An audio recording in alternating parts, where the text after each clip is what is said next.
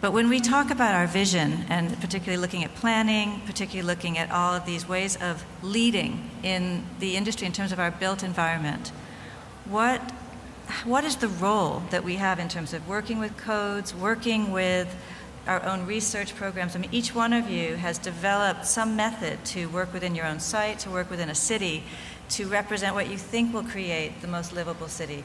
And how can we further develop that so that we're creating local solutions that work globally to protect the environment, to create livable, amazing places that are really healthy for people? Because there's clearly so much being built going forward. So I'd give it to each of you to talk about that vision, direction.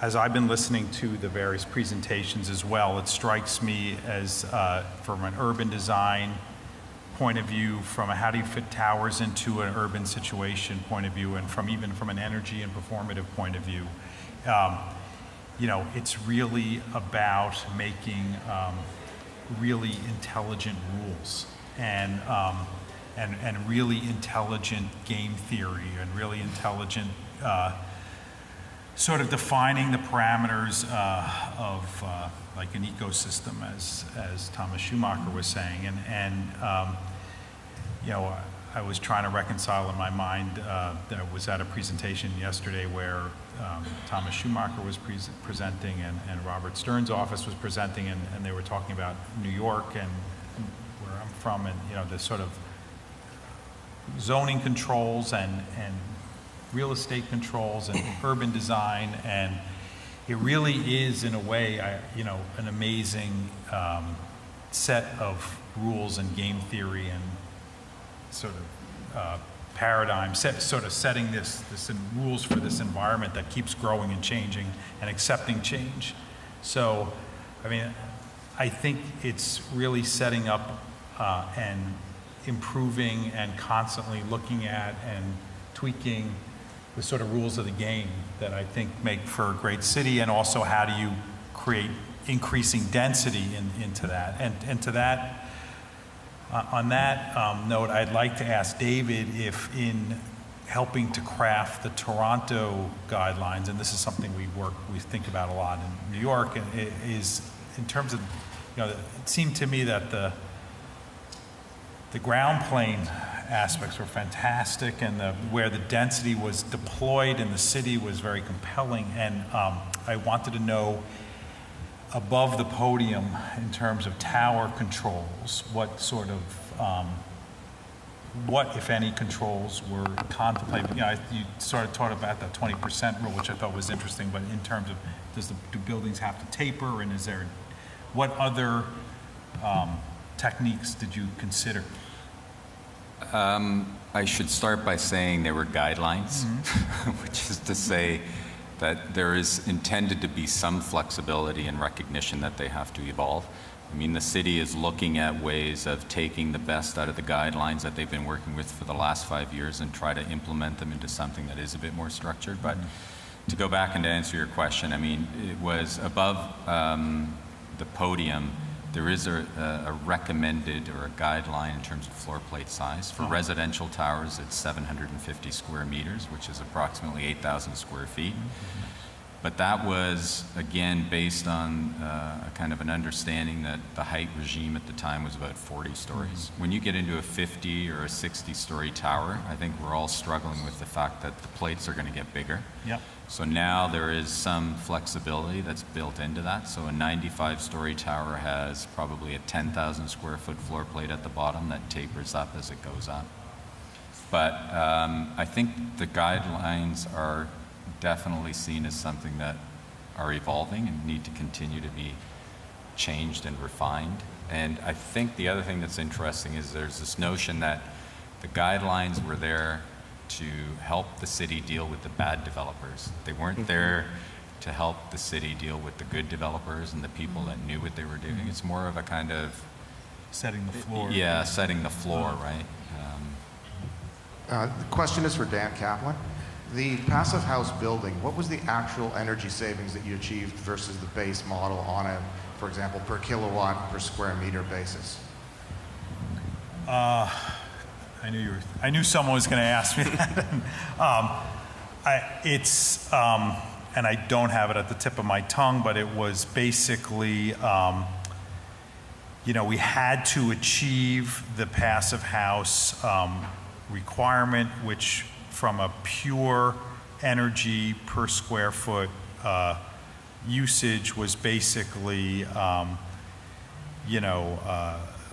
about half of what the good practice, LEED Silver was. So I don't know, maybe it's 40 to 45% less than ASHRAE, 90.1. It's in, not to be an advertisement, but it's in the paper, all the details are in the paper. So did the performance actually match the expected performance?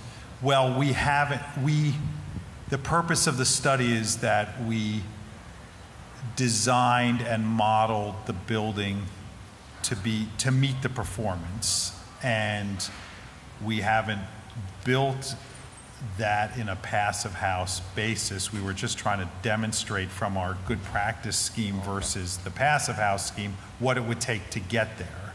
So our modeling showed that it met passive house, and then what we were trying to do is say we met passive house, what were all the costs and other implications and buildability to get there. This is a question for Jay. When I look at your project, I think the third one in Mumbai, you talk a lot about the vibrancy on the street. When I've been in India, can you hear? No. Now? Better, Sorry. better. When you talk about the vibrancy on the streetscape in India, when you go there, it's a very intense feeling. And often, most of the development that is occurring in India, there's a huge tension between the sort of richer, newer developments for the middle and upper classes and the more vernacular situation that you find on the street. So you characterized a park for the public and a bit of active frontage, but the majority of the streetscape on the north side seemed to be a sort of an inactive street front. And I wondered if you might just expand a bit on how that unfolded with the developer, because I would imagine that it was a bit of a talking point, how the way that we would engage the street in the West is not the way that we would, I think, be asked to engage it in India. Yeah. I mean, I think that the thrust of our thinking about is actually to make the space in the first place, right? And make it at the right moment in the 17 acres of the master plan, which is that the park extends back into the site, the curved street extends back into the site from the public road, and the majority of the active frontage is oriented towards the public street that runs north-south. So you were seeing it sort of tail off a little bit in anticipation of the residential entry. So I think the images I showed sort of made it seem a little bit lesser, but the corner of the site that we're actually about to begin architectural development of towards the major north-south street is going to have a much higher intensity of it, and it trails off a bit. But I think, the circumstance that you described where, there's this sort of difference between the vernacular street and what's happening in new developments is because nobody makes the transition. And I think what we're trying to do is make the gradation and make a space and make public space within the city in a context which is just not being, with all the construction going on in Mumbai and all the new projects, there are no other sort of real viable public spaces that have been added to the city. Do you think that's something that'll evolve over as Mumbai and India in general develops its urban context? Do you think this sort of openness to public space will be something that the culture accepts? It's an interesting question. I think I was thinking this in terms of how you were saying, how do we deal with codes? And I was trying to tie our talks together. And in some ways, they're rather different. Yeah.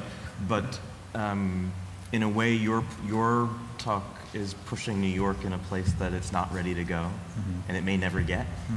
And I think that, and you're dealing with a sort of sudden circumstance in Toronto where tall isn't 40 or 50, but it's a completely different circumstance. And you can look to Germany or Europe where people are actually doing the right thing, and I can look to so many things we've seen in this conference and sort of doing. I mean, the sort of.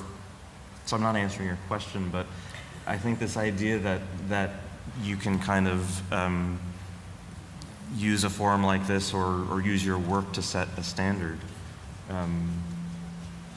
Sometimes it's the best you can do. When we were first doing work in China, like 15 or 20 years ago, I was struck by how little attention there was to public space and placemaking, and where people wouldn't even align sidewalks between frontages and so forth. And now it's wonderful to come to a conference like this and hear all about placemaking in China. So I've been struck by what I've seen in the last couple of days in presentations and in reality that a circumstance that I think was a much different kind of conversation 10, 15 years ago is moved. So that maybe one that's has to be optimistic. Yeah, optimistic for India.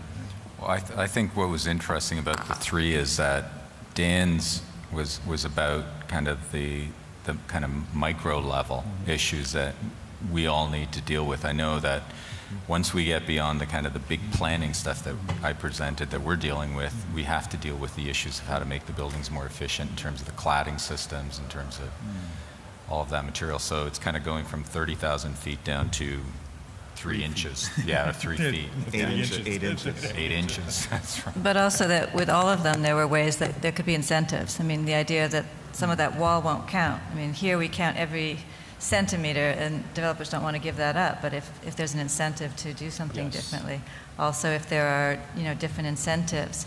Again, incentives, not constrictions, so that we still have that innovation opportunity. But these are some minimum guidelines for health, for livability. So I think we can see some of how that could translate.